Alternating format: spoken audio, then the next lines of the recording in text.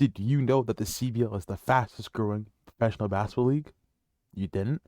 Well, in today's episode, we got a little bit more to talk about this amazing Canadian basketball league. My name is Sterling Schilling, aka Frozen Buckets, and in this episode of my podcast, we have the power rankings to cover. Then we have league news that consists of trades, and we talk a little bit about Canadian basketball players. We currently have a player who just signed a D1 contract. Then we have a little talk about where we want to see a new CBL expansion team.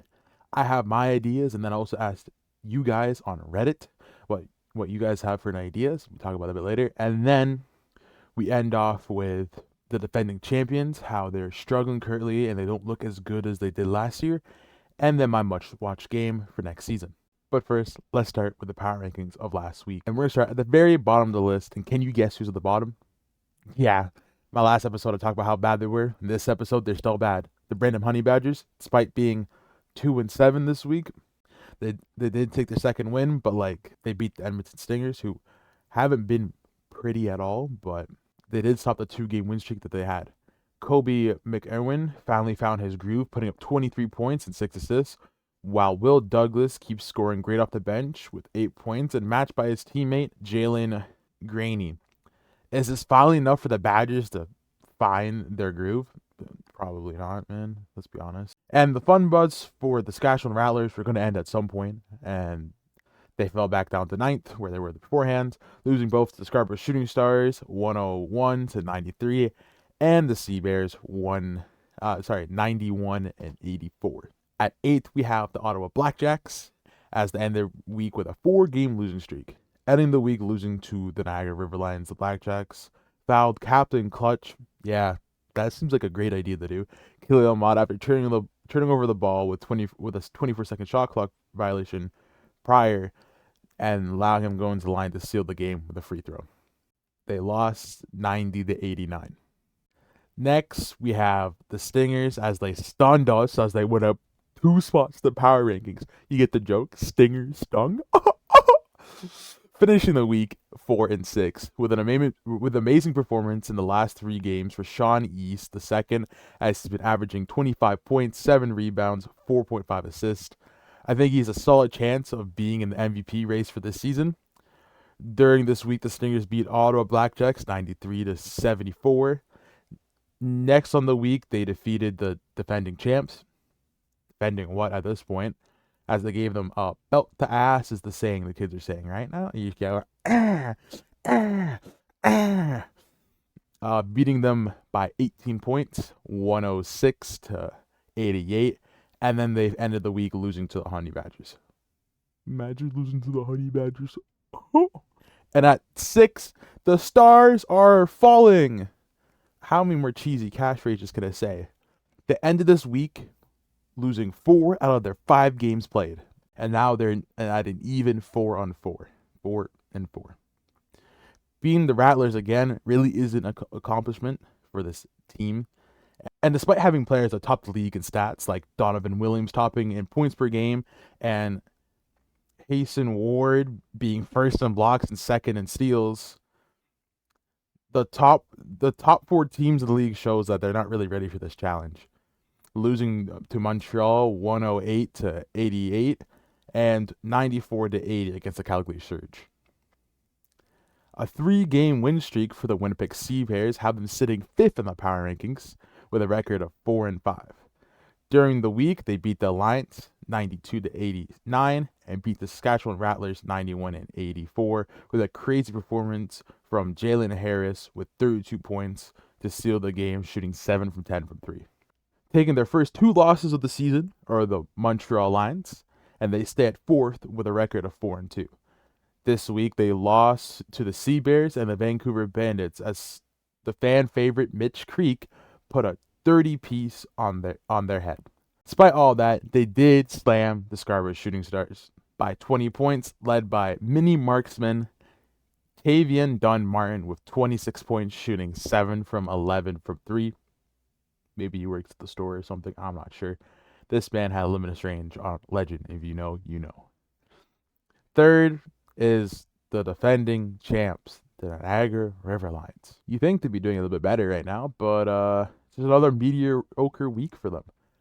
They finished 6-3 this week after the Stingers wiped the floor with them by 18, as I said before, and barely squeezing the win against the Blackjacks without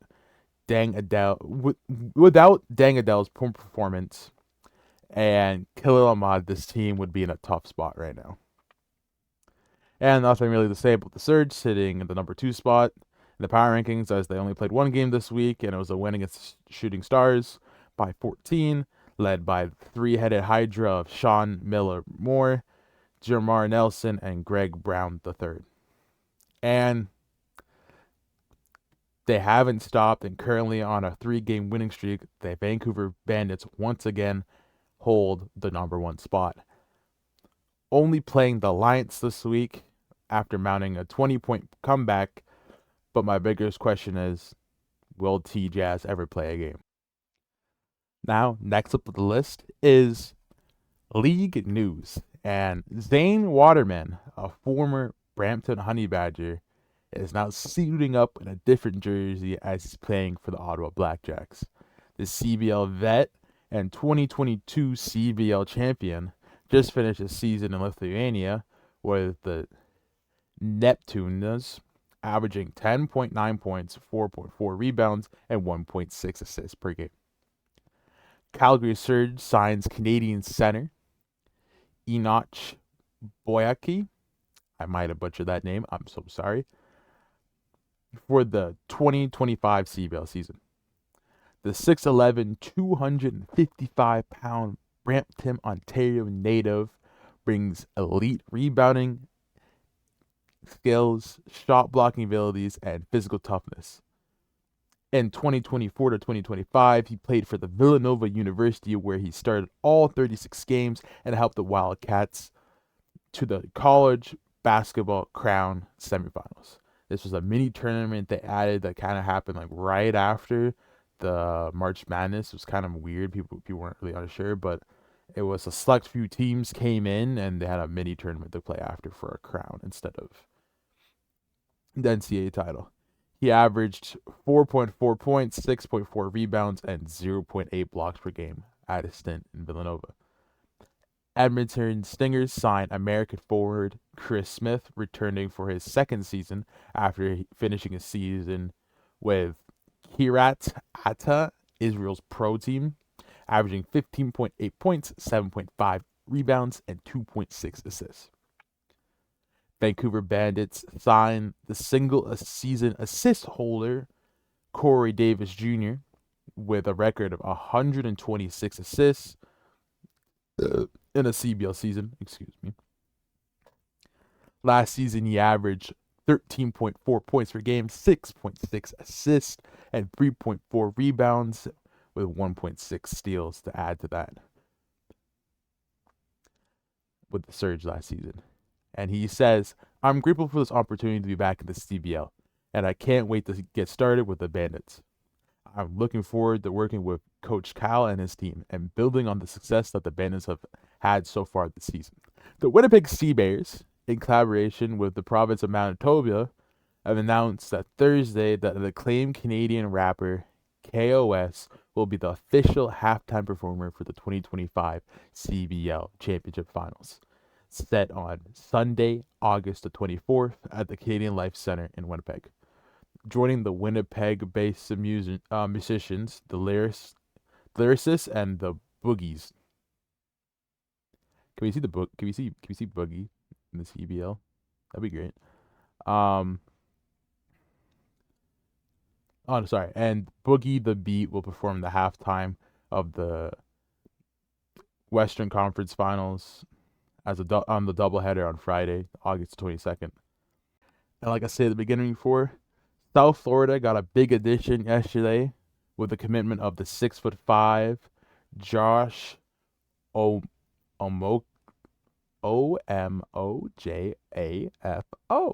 I don't know how you're supposed to pronounce that. A former D2 All-American who started 33 games last season in the NCAA tournament, and Roberts Morris. And last season, he averaged 11.4 points per game, 3.8 rebounds, and 38% from 3-point. This is a guy to look out this season. He's an NCAA fan and also just support another Canadian. Now, let's get to the fun part of this episode where we talk about where we want to see a new expansion team in the CEBL. And I think the CEBL could do with some new teams as they just expanded the league to 24 game seasons. And here's some places in Canada I think we could have a team. Obviously we can always bring back the Guelph and Newfoundland teams. If you didn't know, the Guelph Nighthawks last season rebranded themselves to the Calgary Surge, with the Hawks being back. They could tie up into the empty market of Hamilton as the Badgers left and anybody who lives in Kitchener.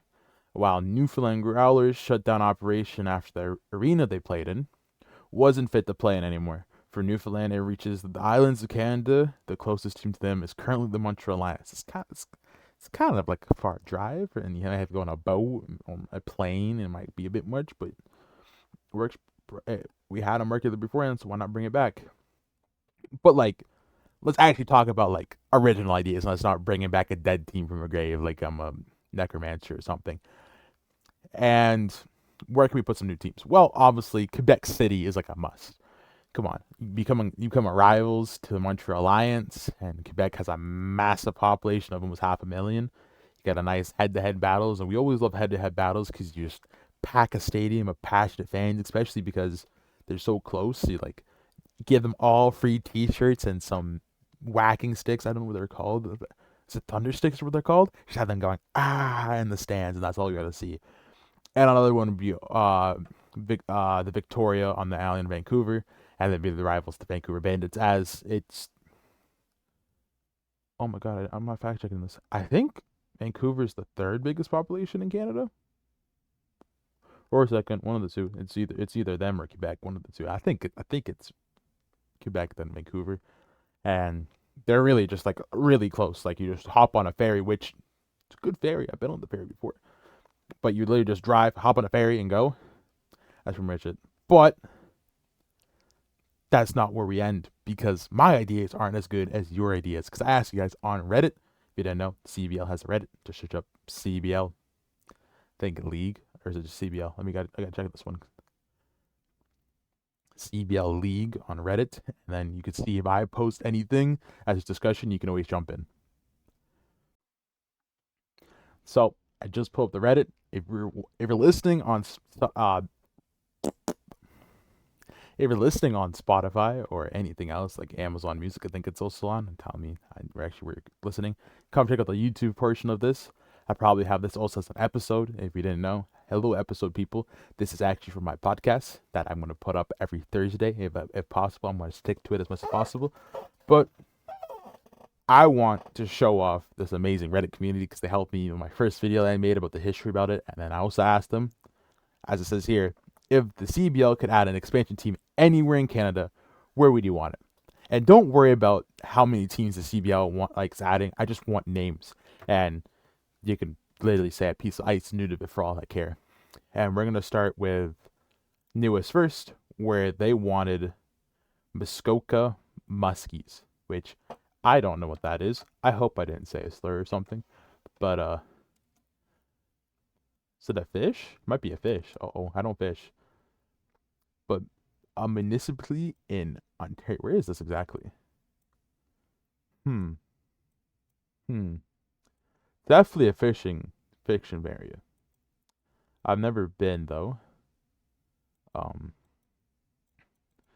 it's a bit up north compared to all other teams. Ottawa's there, Toronto's here, so you have one here, Brampton, right? But there's nobody really up here, so there could be a team up there, and then whatever I think is the fish. I gotta look it up now. The big old fish. I can't remember the email on Twitch now for the spinning fish, but if you know what it is, I'll probably just have it spinning in the screen or something. That's the first one that somebody wanted. Selfish, but I want one in Moncton. I think Halifax would be a prime location. So this is another city out that way. But I don't know. But New Brunswick. So as I said before, we don't actually have a team anywhere out here. So we would have a team here if we got back the Newfoundland team, but yeah, it's somewhere over here. But because we don't actually have a team, these guys, like from here, would have to take a road all the way across down to not Quebec City, because that's not the one there. Then they go all the way down to Montreal here, and then go find and watch a game. It's a bit of a different distance to go. But let's go with the next one. Don't worry about all the tabs I have of all the other sports. You know what? Let me just do this. Bang. Kelowna. So another place in Vancouver. Not Vancouver, but British Columbia. Most people just chalk up together. But I actually was looking for one of these places up here because I was like, where's a place a bit more up north where you can get into like the Yukon area? There really isn't any place up here because it's all mountains. If you've never been to Vancouver, not Vancouver. If you've never been to BC, I keep on saying Vancouver is BC.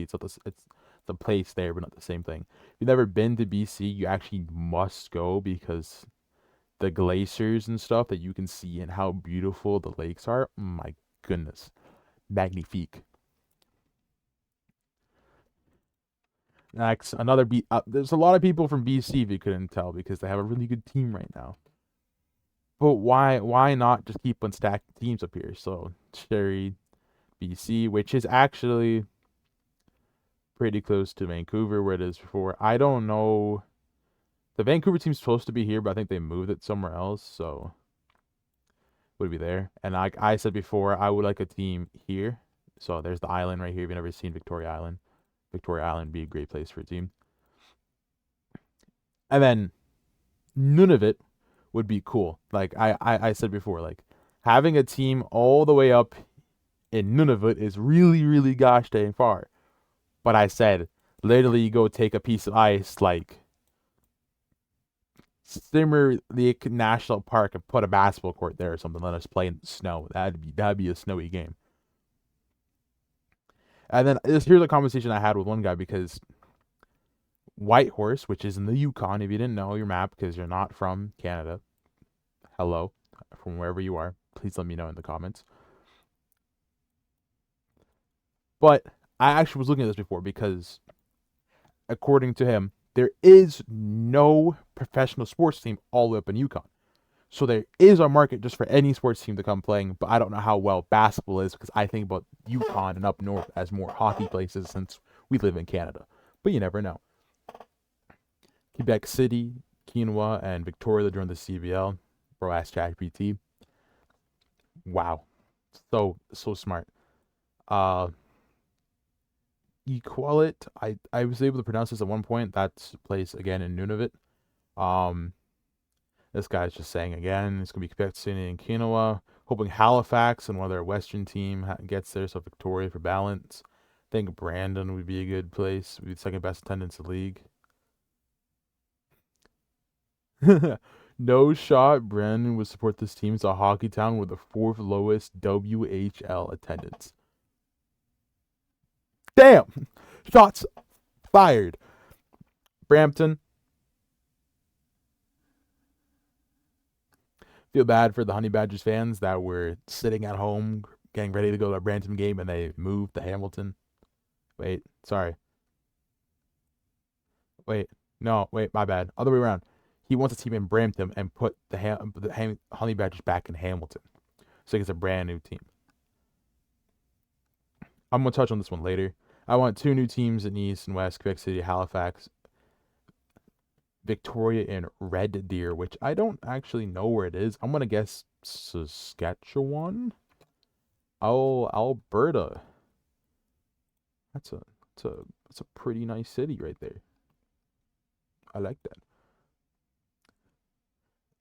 That's just an actual deer. That's not what I want to look at. That would not be bad. I'm not gonna look at this one because this is actually a great comment. We go back up to it later. Victoria, BC, Victoria for Vancouver, yada yada yada. We all know the same answers. Quebec City. Guess there's actually no sports team name. I don't know anything about the Marcus, but Quebec City, Kingston would be one.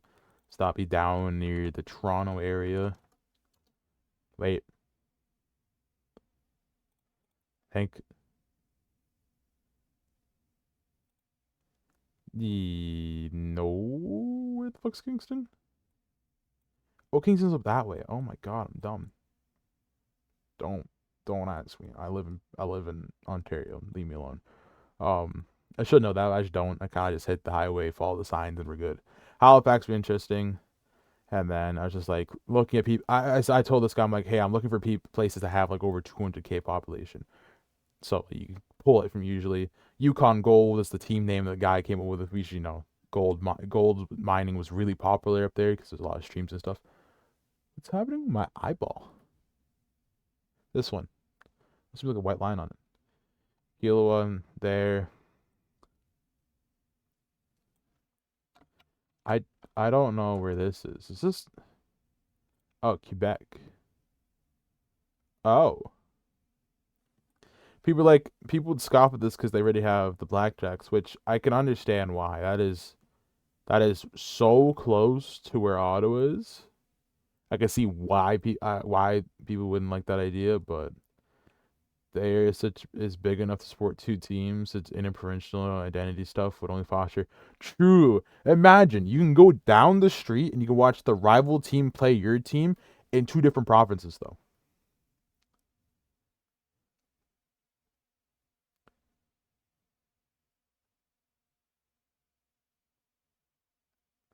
Besides, you're understanding how big the GTA is. Yeah, no, GTA is fucking huge. Oh, so another one that I didn't even say is I enjoy Durham. 40-minute drive from Riley. If I had to if I was gonna go watch a game, which I'm gonna plan to and then film it for you guys, I have to go drive down to the Durham Go station, Durham College Go station. It's called. I know that a lot because I went to Durham. I might go back. I'm not sure at this point. But you have to go hop on that and then go to Scarborough because I ain't driving down the Toronto area. That place is a mess. And then this guy's like, people hate me for saying this another team downtown Toronto, but this is downtown. But the Coca-Cola Coliseum have Riley v. Scarborough. But somebody says the rent at the Coca-Cola area would be expensively high, so we won't do that. A lot of Quebec City, Halifax, and Moncton, I don't know. Somebody's gonna flame me in the comments. It's great. Victoria, Vancouver Island, Halifax, London would be another one. London actually has a professional team, but they currently hate our owner and because he's a little bitch boy, baby boy. Like why? Like I don't know how the Basketball Super League is though, but it looks like something I could pull up on ChatGPT in 2 seconds. I'm actually gonna do that.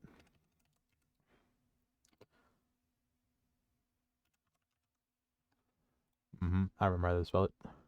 Banger. These guys exist. Well, their profile probably doesn't look bad. Okay, Chrome's not gonna load anything for me. And Nunavut Eucalyptus would go hard because Nunavut Narwhals would also. Sorry, Equala Narwhals would be a team name. Would be really funny to see. Yeah, like I don't know. This is not the best. But the biggest idea that I've seen, and after understanding it, it actually is just pure gold, especially how the CBL is formatted. So his dream, why did I read that name? Yogurt producer's dream is a big booty Latina or a girl from Houston, Texas that Charles Barkley doesn't think exists. San Antonio. Think I don't know what to do, but his dream is an 18 team, 3 division league, West, East, and Ontario league. But you're probably wondering, well, how does that work? But let's just slow it down real quick and let's talk about the teams in East Conference, starting with the West, and it would be, I think it's West. Oh God, I don't know which one is West, which was East. Leave me alone. Starting with one division: Vancouver, Calgary, Edmonton, Saskatoon, Winnipeg, and Regina. Not what you think it is. Ontario would be Brampton, Scarborough, Kitchener. Sorry, Brampton, Scarborough, Niagara. The new team would be Kitchener, London, and Windsor. There's a Windsor Express team also that's in the other league, but they should come back for this. And then the other side would be Montreal and Ottawa. The next new teams are Quebec City, Motocan, I don't know how to pronounce it, man. St. John's and Halifax. And he says to get the schedule up to 32 teams, 4 games in division and play everybody else once, like kind of like the NFL does. So you play everybody in your division. You play at least 4 people from your division, and everybody else at least once. And then I was like, well, how'd that work? And he's like this. Like the Memorial Cup, I couldn't find out how the Memorial Cup works, but it's actually so much more simple than you think. So, Memorial Cup, just look at the picture, you would have each of these teams would have their playoffs and finals. So you'd have an Ontario Championship, an East Championship, and a West Championship. One of these per each all qualify for the championship title for all of Canada. The hosts of the tournament, which happens still in the CBL, also get a bye to the championship weekend. But you're like, well, that's not really fair because whoever might play that team might be really bad.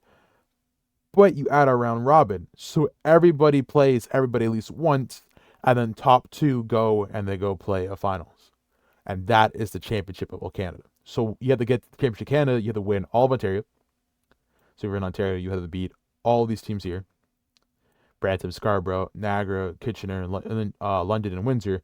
Number 1 out of that goes to the finals and plays against all these people again, 4 of them, and whoever wins that goes to another game 1. I wouldn't do like whoever wins all 4 games.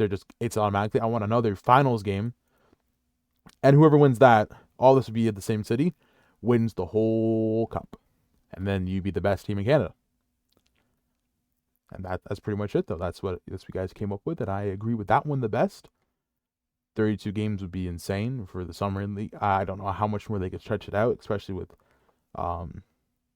players coming back from other leagues and stuff. But like if the pay went up a little bit more and they could find a way to squeeze all of them, because we have another 2 days of where games can go in and we remove the breaks. Like Monday, Tuesday usually don't have games, and usually every other day has like 1 to 2 games, and Saturday stacked with like 3 and Sunday stacked with 3. So we could probably stretch out enough games. But this idea right here by itself would probably be the best idea for Canadian basketball and probably the most interesting to see. And I'm going to say thank you, yogurt producer. And I do not want your yogurt, sir. Not at all. Not a single drop. Big me for a big screen. You already heard that. But we're going to talk about defending champs and how I think they're currently crumbling. Coming to this season, the Niagara Lions are defending their title. But it's proving to be a rough season for them. They're sitting at 6-3, which doesn't really seem like a bad thing, but watching them and looking at just the score line and everything, it looks like they're missing their infinity stone. Something's missing for them. Hello, camera. I'm here. I'm not going anywhere. Stop unfocusing. But we're going to start talking about their losses. Oh my God, focus. Bro, I'm here. I'm big and black. What do you want me to do? First, losing to the Bandits, who were a powerhouse this year. So it makes sense, right? This was my most hyped up match. I even said it in the recap beforehand. I'm like, this match was like guaranteed supposed to be a show. You're taking the finals rematch. You're taking the Vancouver Bandits, who lost to the Riverlines after Khalil Ahmad caught no, was it a lob to win the game? It was a lob to win the game. I can't remember. I'm misremembering things. But he hit another shot. This guy hit a shot every single game in the playoff to seal the games for everybody.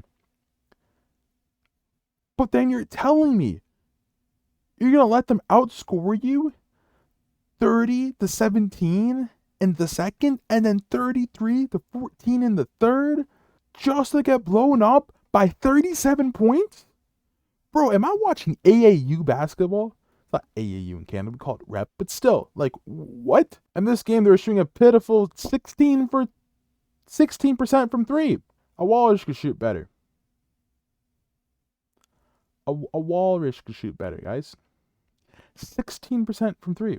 And they turn over the ball 9 times in the whole game.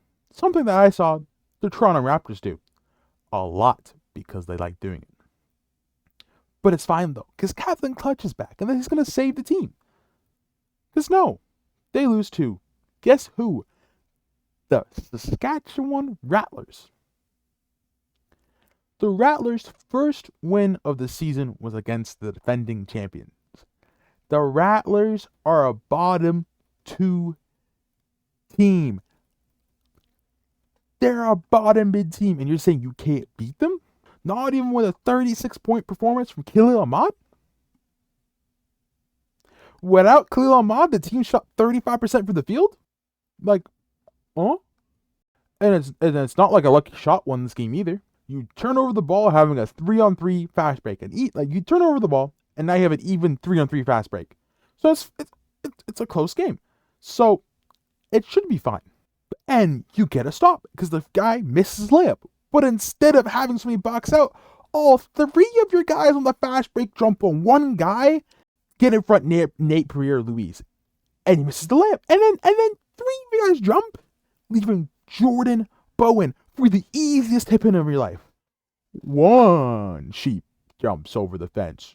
Two sheep jump over the fence. Three sheep jump over the fence. And Jordan Bowen just comes up like MJ in the back and goes up. It wasn't even a dunk. He just goes up. Goes in.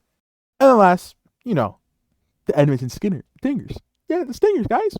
Blow them out by 18 points. Doesn't matter how many points Khalil Ahmad puts up.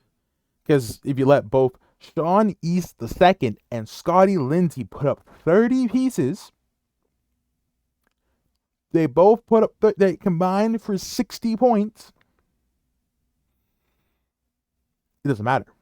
But this time, it is Khalil Ahmad's fault. As he kept on shooting threes, going 1 for 8. Guys, how many times I'm going to fucking chuck a brick at a wall that's covered in glue to see if it's going to stick?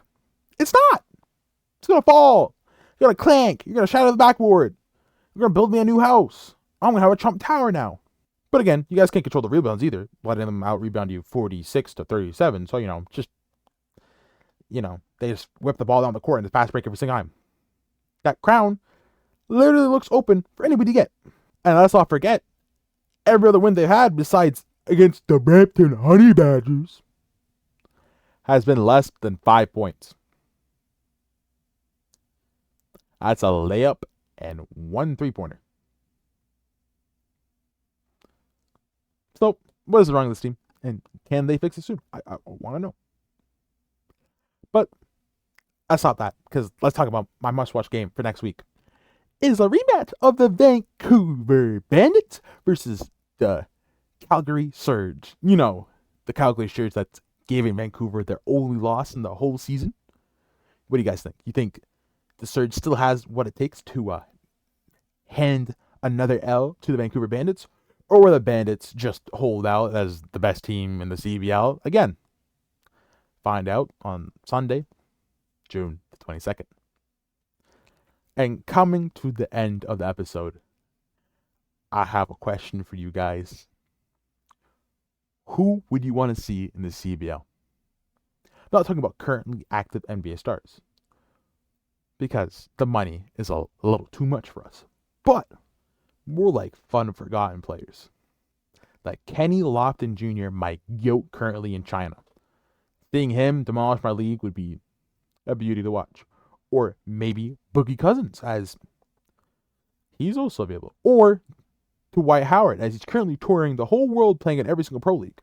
Imagine Kenny Lofton, Boogie Cousins, Dwight Howard. How about we get Michael Beasley and Sean Livingston all in the league, man? Oh my goodness, absolute cinema. But let me know in the YouTube comment, and I'll probably also post the question on Reddit if you want to go find it. But that's all for me today. I'll see you guys next week, Thursday, for episode 3. And until then, enjoy basketball.